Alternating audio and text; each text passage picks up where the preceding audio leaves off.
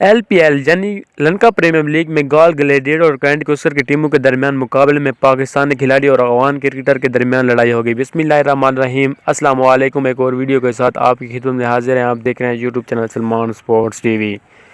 आज की इस वीडियो में हम आपको बताएंगे कि कौन से पाकिस्तानी क्रिकेटर और अफगान क्रिकेटर के दरमियान लड़ाई हुई और उनके नाम क्या है। किस पाकिस्तानी क्रिकेटर ने अपने साथी का क्रिकेटर का साथ देकर बहुत बड़ा हक अदा किया।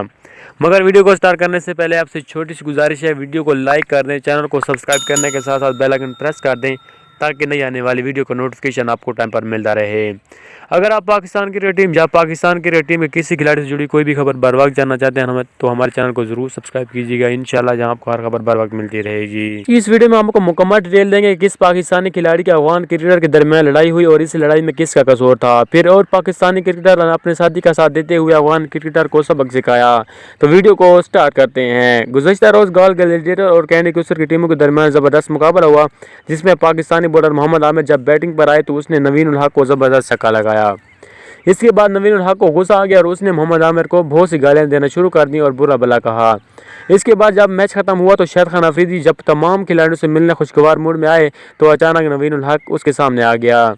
जैसे ही अफरीदी ने नवीन उल हक को देखा तो शाहिद खान अफरीदी गुस्से में आ गया और उसने कहा कि आपको क्या मसला था, क्यों आमिर को गालियां दे रहे थे। शाहिद खान अफरीदी नवीन उल हक पर सही गुस्सा हो गया और कहा कि बेटा अभी आप यंग प्लेयर हो, अपने सीनियर की इज्जत करना सीखो। जहां मेरा आपसे छोटा सा सवाल है कि क्या नवीन हक का मोहम्मद आमिर को गालियां देना सही था? क्या शाहिद खान अफरीदी ने इस और सही सबक सिखाया? राय का इजहार अपने कमेंट में ज़रूर कीजिएगा। इस तरह के मज़ीद और मज़ेदार और लेटेस्ट अपडेट जानने के लिए हमारे चैनल को ज़रूर सब्सक्राइब कीजिएगा। इंशाल्लाह एक और वीडियो में मुलाकात होगी, तब तक के लिए अल्लाह हाफ़िज़।